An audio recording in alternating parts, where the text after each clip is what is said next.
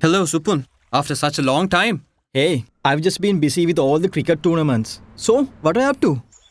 Nothing much. I was just catching up with some work. It's Sunday, man. You are supposed to be relaxing. Don't tell me that you are working from home on Sundays. No, I'm not. I'm just checking on the week's stock market overview. Stock? Weave? What? I'm checking on my stock market investments. Just making sure that my savings are being invested properly. Savings? Investing? Look at you with all the big words. Do you know that you sound old and boring? Well, we will see who is boring when my money grows and I can retire comfortably. Investing the extra money you have in the long term is not a waste. Have you heard of something called a bank? Why go through all this trouble when you can easily save your money in the bank? It's a simple plan and an easy route. That's what I do with all the money I get. And it's quite easy to withdraw money for any emergencies. You haven't changed at all, man. Always taking the easy route. Do you even know that saving and investing are totally different to each other? Investment can give you potentially higher returns than saving. Besides, the money you save can easily decrease in value due to inflation. They are? I always thought they are just some fancy words. Why do I even bother? Suit yourself. It's not my money that I'm wasting. Okay. Alright. I am sorry, Grandpa. Please continue. It's like this. Savings is traditional and usually for short-term goals, like buying a car or taking a vacation. And savings give a low return but is stable. But investing is for the long term, like planting a seed.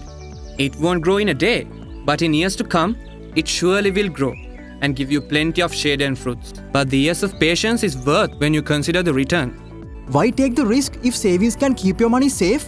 Both saving and investing are good for our future. But unlike you, the old and boring me has taken a few risks. I myself would like to have a nice retirement plan. But you must never put all your eggs in one basket. You must not put all your money into one asset class.